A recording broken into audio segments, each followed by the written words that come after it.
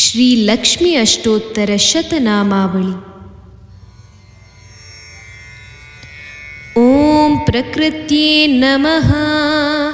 ಓಂ ವಿಕೃತ್ಯೇ ನಮಃ, ಓಂ ವಿದ್ಯಾಯೇ ನಮಃ, ಓಂ ಸರ್ವಭೂತಹಿತಪ್ರದಾಯೇ ನಮಃ, ಓಂ ಶ್ರದ್ಧಾಯೇ ನಮಃ, ಓಂ ವಿಭೂತ್ಯೇ ನಮಃ, ಓಂ ಸುರಭ್ಯೇ ನಮಃ,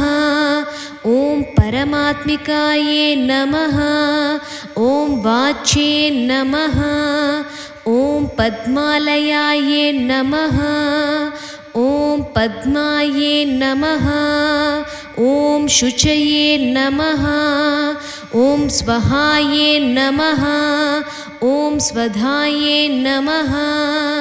ಓಂ ಸುಧಾಯೇ ನಮಃ, ಓಂ ಧನ್ಯಾಯೇ ನಮಃ,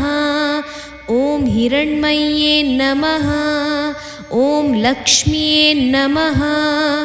ಓಂ ನಿತ್ಯಪುಷ್ಟಾಯೇ ನಮಃ, ಓಂ ವಿಭಾವರ್ಯೇ ನಮಃ,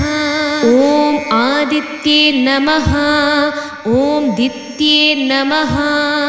ಓಂ ದೀಪ್ತಾಯೇ ನಮಃ, ಓಂ ವಸುಧಾಯೇ ನಮಃ,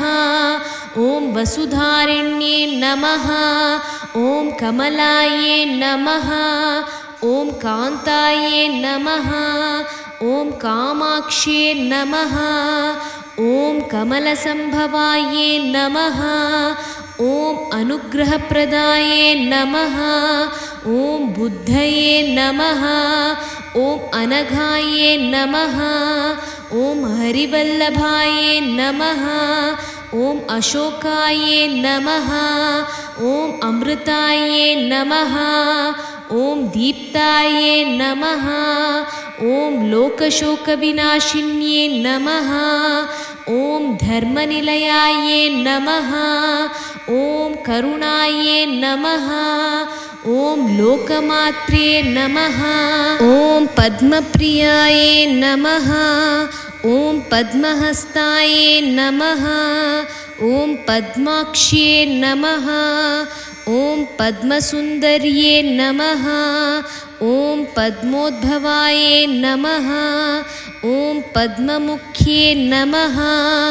ಓಂ ಪದ್ಮನಾಭಪ್ರಿಯಾಯೇ ನಮಃ, ಓಂ ರಮಾಯೇ ನಮಃ, ಓಂ ಪದ್ಮಮಾಲಾಧರಾಯೇ ನಮಃ, ಓಂ ದೇವ್ಯೇ ನಮಃ, ಓಂ ಪದ್ಮಿನ್ಯೇ ನಮಃ,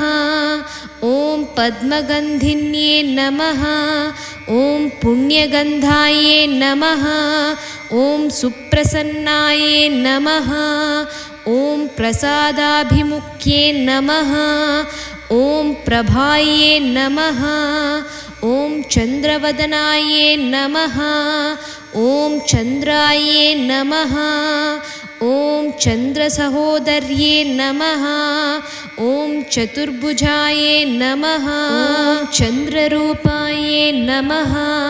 ಓಂ ಇಂದಿರಾಯೇ ನಮಃ, ಓಂ ಇಂದುಶೀತಲಾಯೇ ನಮಃ, ಓಂ ಆಹ್ಲಾದಜನನ್ಯೇ ನಮಃ, ಓಂ ಪುಷ್ಟ್ಯೇ ನಮಃ, ಓಂ ಶಿವಾಯೇ ನಮಃ, ಓಂ ಶಿವಾಕರ್ಯೇ ನಮಃ, ಓಂ ಸತ್ಯೇ ನಮಃ, ಓಂ ವಿಮಲಾಯೇ ನಮಃ, ಓಂ ವಿಶ್ವಜನನ್ಯೇ ನಮಃ, ಓಂ ತುಷ್ಟಯೇ ನಮಃ, ಓಂ ದಾರಿದ್ರ್ಯನಾಶಿನ್ಯೇ ನಮಃ, ಓಂ ಪ್ರೀತಿಪುಷ್ಕರಿಣ್ಯೇ ನಮಃ, ಓಂ ಶಾಂತಾಯೇ ನಮಃ, ಓಂ ಶುಕ್ಲಮಾಲ್ಯಾಂಬರಾಯೇ ನಮಃ, ಓಂ ಶ್ರಿಯೇ ನಮಃ, ಓಂ ಭಾಸ್ಕರ್ಯೇ ನಮಃ, ಓಂ ಬಿಲ್ವನಿಲಯಾಯೇ ನಮಃ, ಓಂ ವರಾರೋಹಾಯೇ ನಮಃ, ಓಂ ಯಶಸ್ವಿನ್ಯೇ ನಮಃ, ಓಂ ವಸುಂಧರಾಯೇ ನಮಃ, ಓಂ ಉದಾರಾಂಗಾಯೇ ನಮಃ, ಓಂ ಹರಿಣ್ಯೇ ನಮಃ, ಓಂ ಹೇಮಮಾಲಿನ್ಯೇ ನಮಃ, ಓಂ ಧನಧಾನ್ಯಕರ್ಯೇ ನಮಃ, ಓಂ ಸಿದ್ಧಯೇ ನಮಃ, ಓಂ ಸ್ತ್ರೈಣ್ಯಸೌಮ್ಯಾಯೇ ನಮಃ, ಓಂ ಶುಭಪ್ರದಾಯೇ ನಮಃ, ॐ नृपवेश्मगतानन्दायै नमः ॐ वरलक्ष्म्यै नमः ॐ वसुप्रदायै नमः ॐ शुभाय